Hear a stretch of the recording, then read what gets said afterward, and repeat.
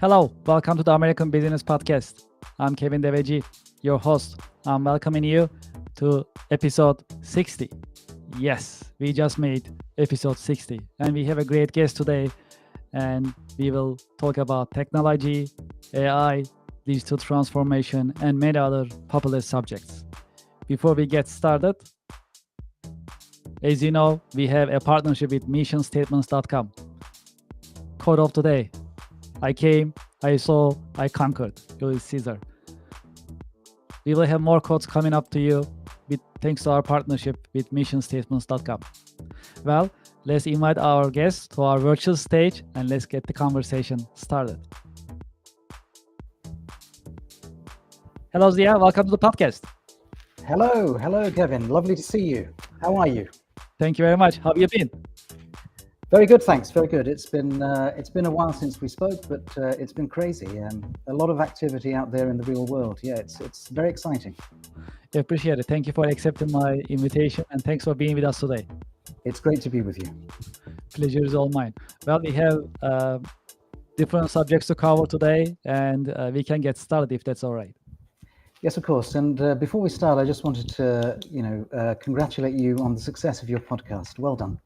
Thank you very much. I truly appreciate your support.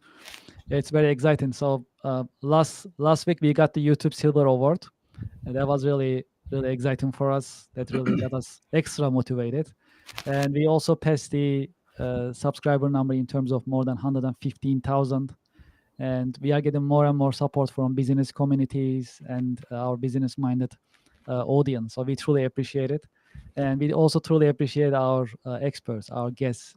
Like yourself, and with your insights and professional generosity in terms of your sharing your insights as well as your professional wisdom. That is what makes these podcasts really unique, educational, and informative. Truly appreciate your support. That's very kind, Kevin. You know, your success is well deserved. I appreciate it. Well, if that's okay, we can get the conversation started. And well, as a start for our audience to know about you and your organization, would you please introduce yourself and your company, please? Yes, absolutely. My pleasure.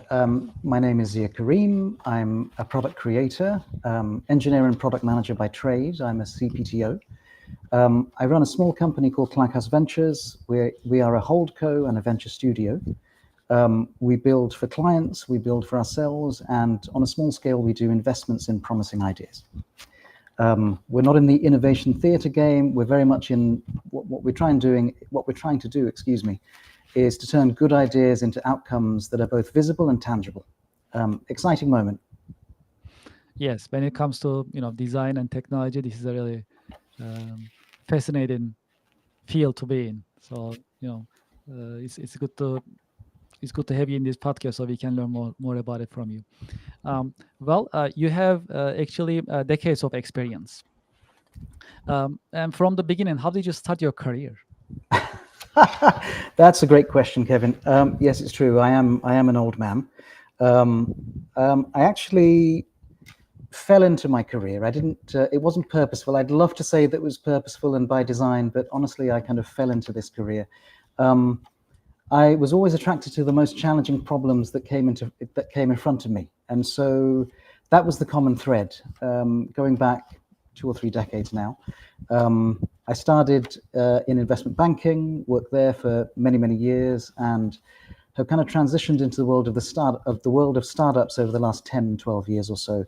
And I would say the common through line has been, solving problems that have been put in front of me, the challenges that are interesting, and so that's really what I've been doing. When you look at your day-to-day work on daily basis, what are the exciting and challenging parts that you can share with us?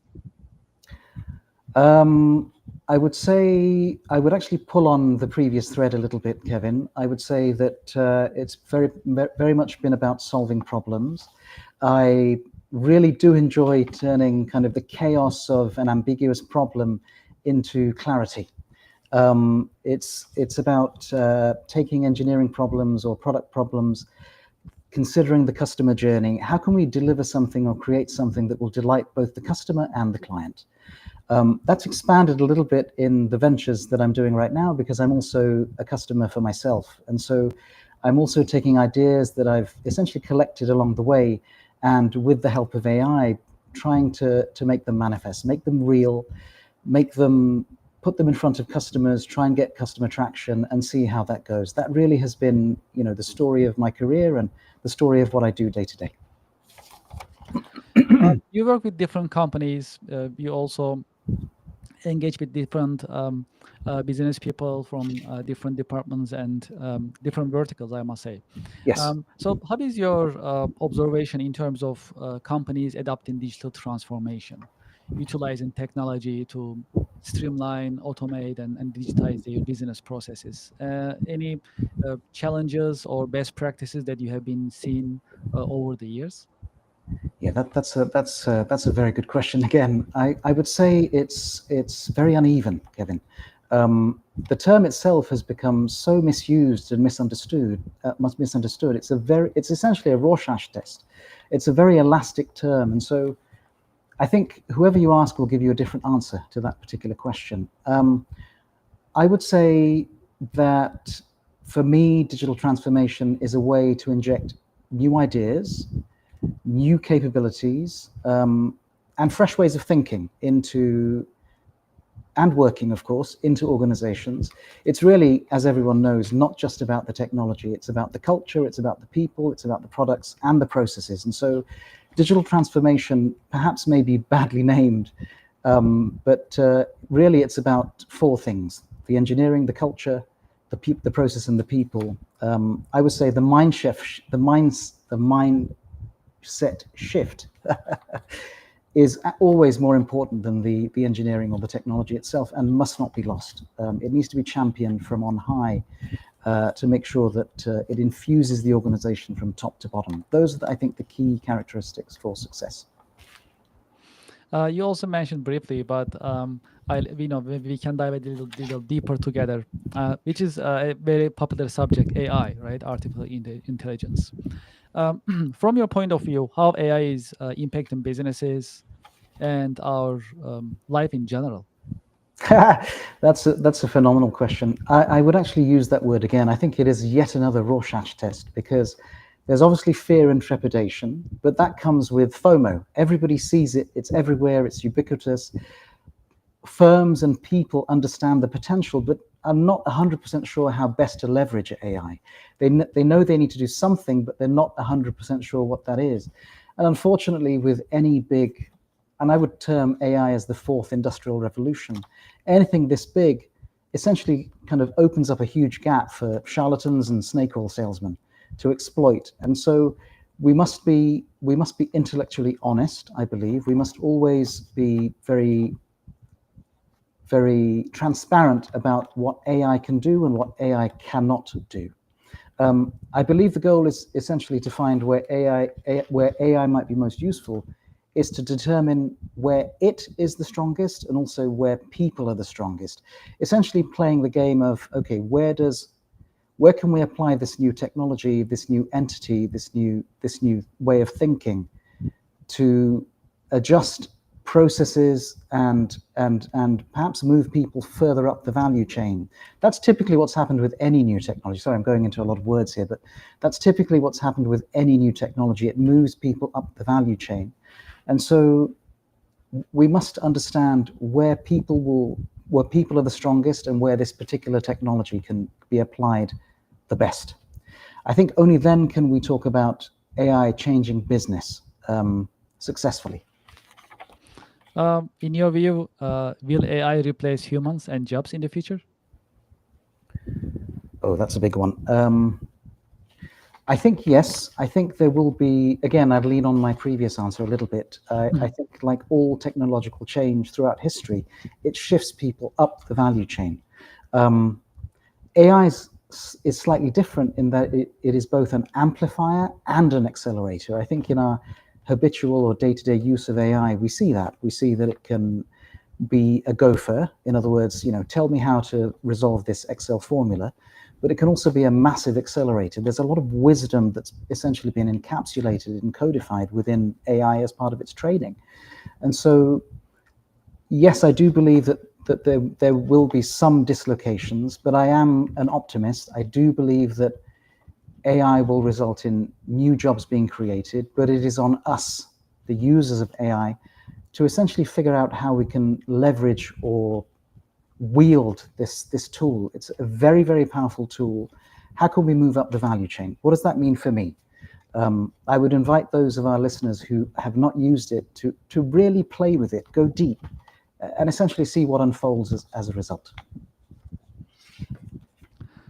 Yes, absolutely. And we discuss AI related subjects frequently in our podcast. Okay. Of Great. course, in a at least consumer level, or as simplistic as what we can do is utilizing ChatGPT, Copilot, Gemini, and so on. That basically gives us an idea as to what it can do, how it can help us, and so on.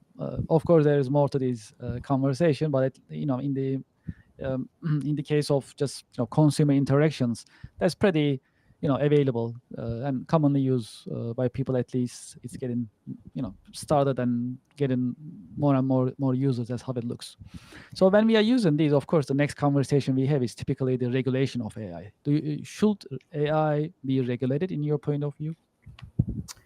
That's a very, very interesting question, Kevin. I think, as I say, I am an optimist. I've kind of been in the AI space for many, many years, actually. And to be truthful, I started using AI, or the precursors of AI, about in 1997, 1998. And so Amazing. I've heard the doom mongering. Absolutely, I've heard that for many, many years.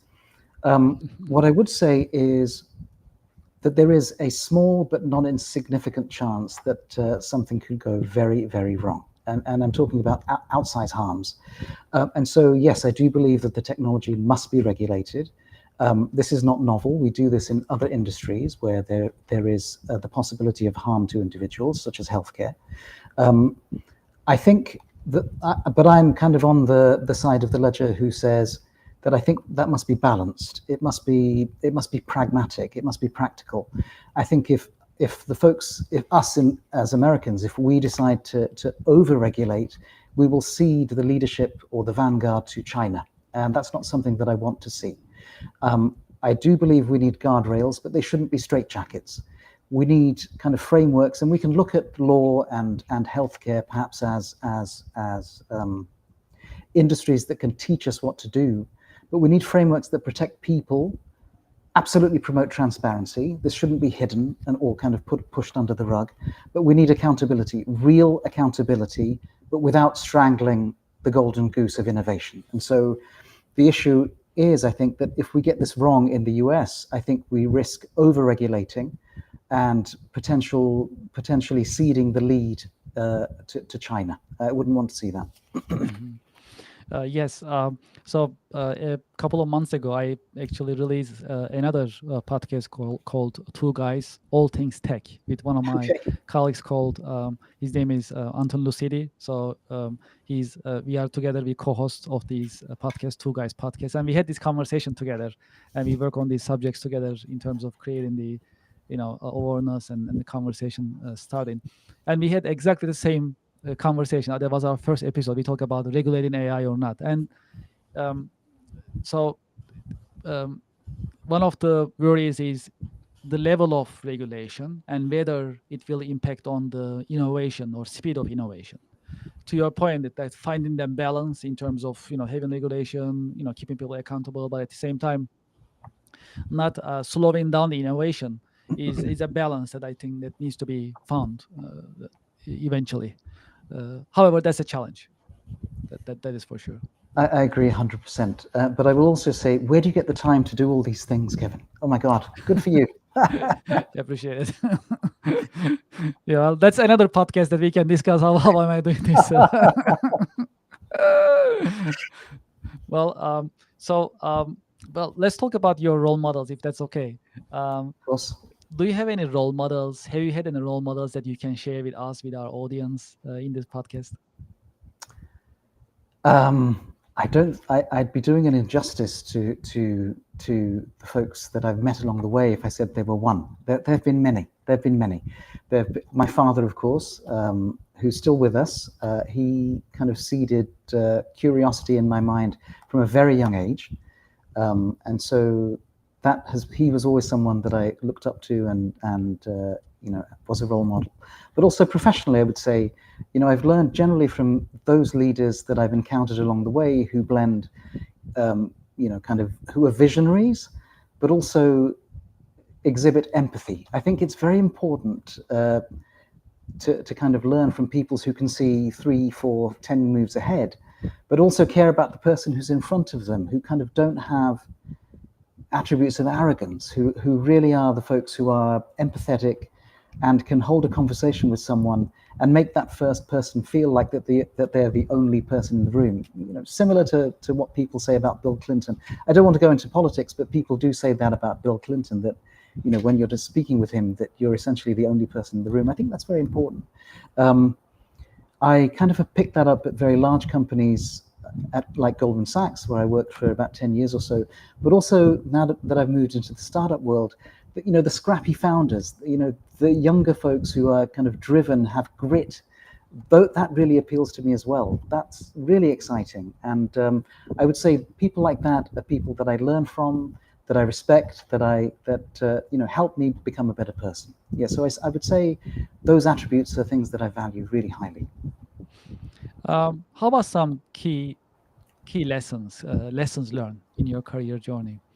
Any career lessons that you can share with us? Yes, absolutely. Another great question, Kevin. I think I would say there are, for me, three big ones. I think the first one is don't fall in love with the technology. The problem you're solving matters much, much more than the tech you're using.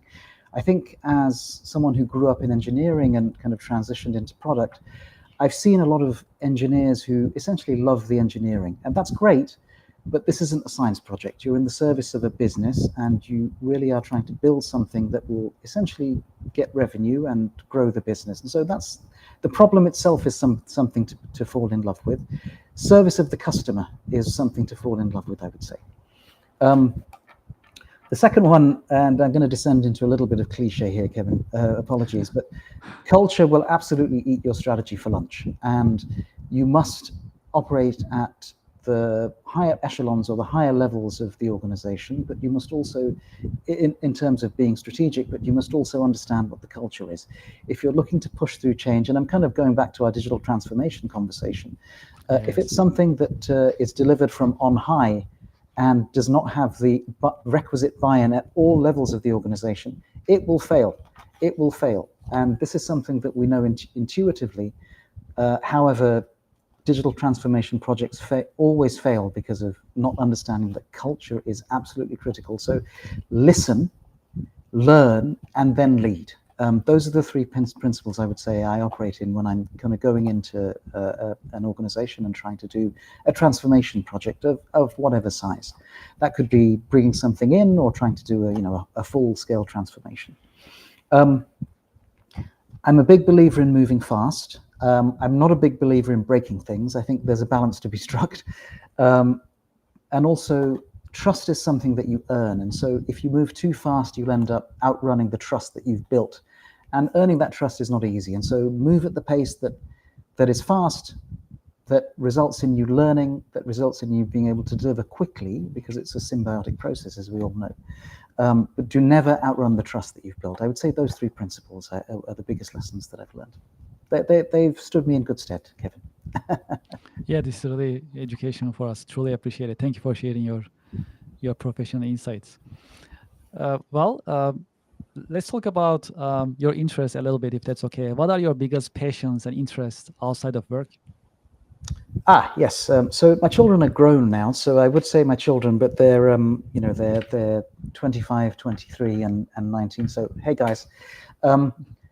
I would say travel. I think travel is a really big one. I've been traveling to Latin America recently quite a lot, Mexico, Colombia, a few other countries. I try and spend some time there. It's a fascinating culture, a wonderful people. And so that's one of my biggest passions, I would say, right now, Kevin. I really enjoy design in all of its forms, whether it be architecture, product design, systems design. I'm a bit of a nerd when it comes to all three. And so I really enjoy kind of design, capital D.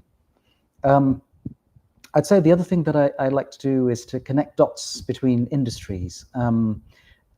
Industries or ideas, essentially, that at least on first glance seem unrelated.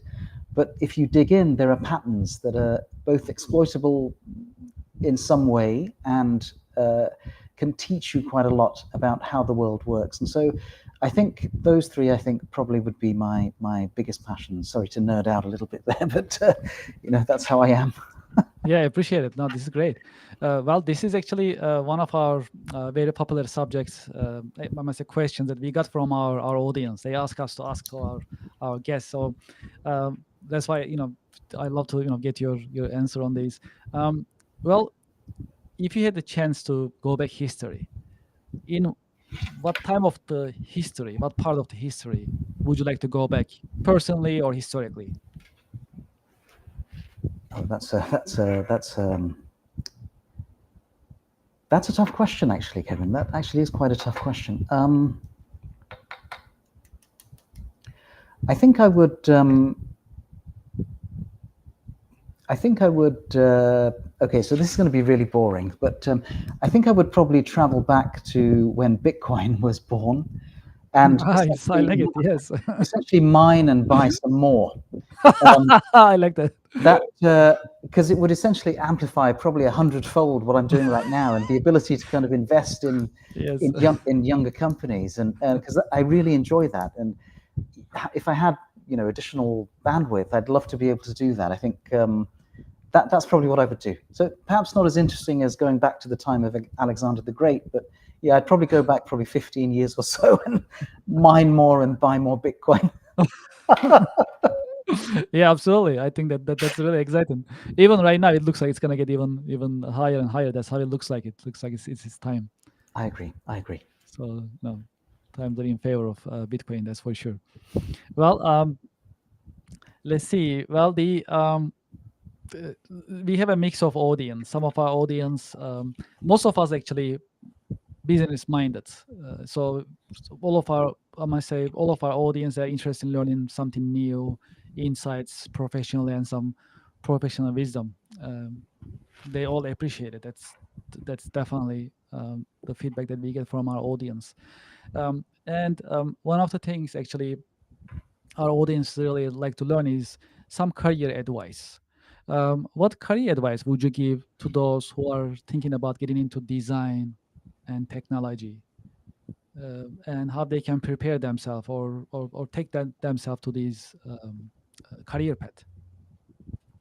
Yeah, that's a great. That's another great question, Kevin. I Appreciate it. think, although perhaps I have not done that on this particular podcast, I would say listen more than one speaks. I think it's very important when you're out in the real world, in the business world, to actually listen, to understand before you respond. Make sure your response is attuned and tuned highly to what's been put in front of you, whether it's a document or somebody who's kind of sharing some information and needs your help.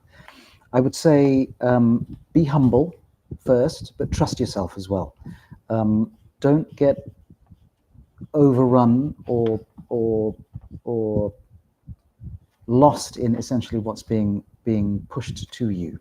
I think listen again, but always trust your instincts. They are a very high bandwidth guide, I think, high signal guide. So be humble, but trust yourself. Be prepared to adapt.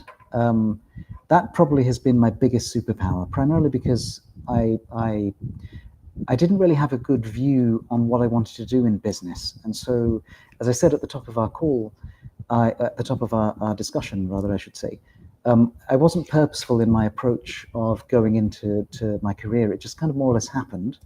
But I would say that being adaptable was helpful.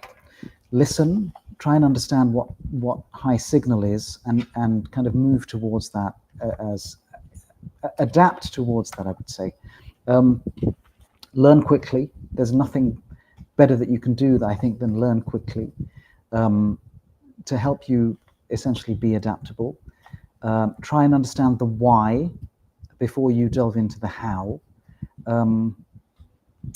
And one of the key things that I got from Goldman was it's better to beg forgiveness than it is to seek permission. I think that stands true in many fields of endeavor. Try it first. If you get knocked back, that's fine. But don't seek permission. I think that it's sometimes better to show that rather than tell. You can actually, showing rather than telling helps people to understand what you're trying to do, makes it visual, makes it easier to grok, etc., etc. The only other thing I would say, and I give this advice to my children, is careers are not ladders anymore. Bounce around, be prepared to move, learn as much as you can, push yourself as hard as you can in the organization that you're currently in. When the time is up, be prepared to move. And that's, I would say, very disjoint, I'm sorry, but that's probably the advice that I would want to share. Appreciate it. For those who are listening our conversation or among our viewers, for those who like to continue this conversation with you, what is the best way to be in touch with you? Oh yes, I'm on Twitter, Zia Kareem. I'm on LinkedIn, Zia Kareem. But feel free to drop me an email at zia@clarkhouseventures.com. Clark, no E. I'm happy to engage with anyone on pretty much anything. I'd love to meet new people and I'd love to learn. So absolutely, those are the ways. Zia, thank you so much for being with us in your busy schedule. I really enjoyed this conversation. Thanks for being with us. That's very kind, Kevin, and thank you very much for the invitation, and I wish you continued success. Truly appreciate it. I wish you a great weekend. You too. Take care. Thank you. Bye for now. Bye-bye. Well, to our audience and to our listeners, I hope you like today's episode. Episode 60, we made the 60. We are very excited, and we had a great conversation with Zia Kareem. It was very educational. I learned a lot. I hope you also learn as well some headlines and some insights that he shared. That's very exciting, and that's the good thing about our podcast. I must say, we have different guests in each episode, and we learn from them, and we get the understanding of how they come through their career journey, and we learn from their professional wisdom and insights. That's the really educational part of our podcast, and this episode was also really enjoyable for me. I hope you like it as well, and let's talk about our announcements as well in this part of our conversation. Well, would you like to be a guest in our podcast? You can send us an email, americanbusinesspodcast@gmail.com, and the email address is also on the screen. You can send us an email. Welcome also feedback from your side, how you like our podcast, any ideas that you like us to share. Please send us an email, americanbusinesspodcast@gmail.com. Also, we welcome advertising as well as sponsoring opportunities. If you like to promote your company, your brand, your products, if you are interested in product placement in our podcast, please send us an email, americanbusinesspodcast@gmail.com. We have great podcast sponsors. We just actually started partnering with Ms. Excel, and I'll talk about it in a minute. But this is really exciting that we are getting new sponsors and new advertising from different corporations. We truly appreciate it. Why don't you join this list of sponsors and advertisers for your company? Please send us an email, americanbusinesspodcast@gmail.com. We'll be happy to discuss, promote your product, service, and your brand. If you visit our website, americanpodcast.tv, you can learn more about our podcast. Also, you'll have a chance to learn about what is coming. We publish our coming schedule about our guests, also the subjects that we will cover in our coming podcast episode. So we welcome you to visit americanpodcast.tv. If you haven't done so, please also subscribe to our YouTube channel. We also have the QR code right here. If you scan these, it'll take you to our YouTube channel directly. Please subscribe, like, share your thoughts. We have a lot of conversations that we have in our podcast about AI. What do you think about AI? What do you think about the impact of AI in business as well as in our life in general? Please share your thoughts. Put it in the chat box, in the comments, and tell us about it. We are very interested, and we welcome these conversations on our YouTube channel and in our podcast. We passed 115,000 YouTube subscribers. As you know, last week we got the YouTube Silver Award because we passed 100,000 YouTube subscribers. We are excited and we truly appreciate your support. Please subscribe to our YouTube channel and support us.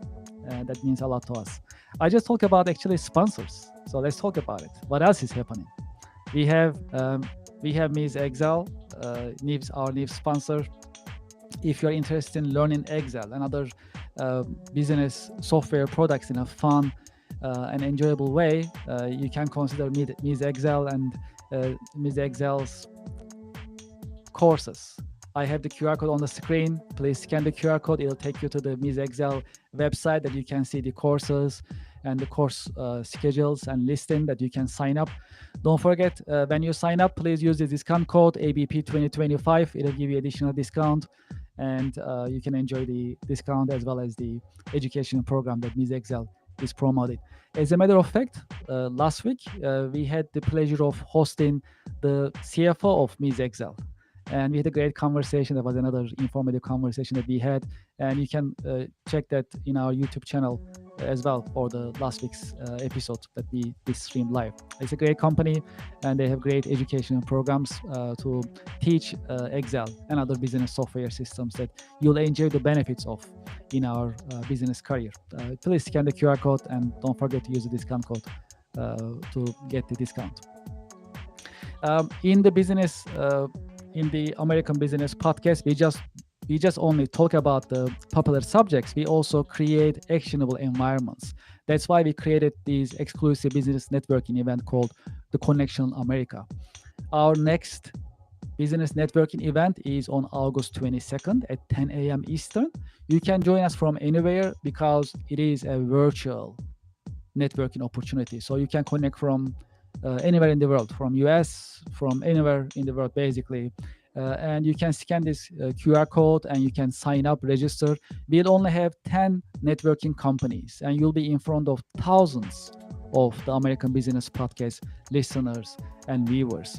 It's a great opportunity to engage with other businesses, to introduce yourself, your products, your services, and your brand. You'll also meet with other business professionals in this networking event, and you'll also be in front of the audience of the American Business Podcast. So you're more than welcome to join us. Please register. Limited seating, so I encourage you to join us and register as soon as you can. If you're in the market for ERP systems and ERP implementation services, you can consider iTech Consulting Inc.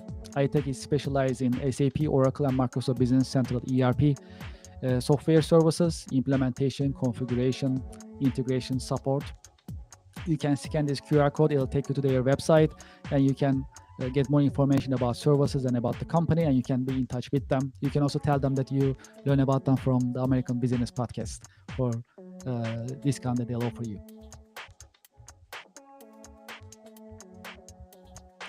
And if you're in the market for a VPN software, you can consider IPVANISH VPN. I also use IPVANISH. It's a solid VPN software system.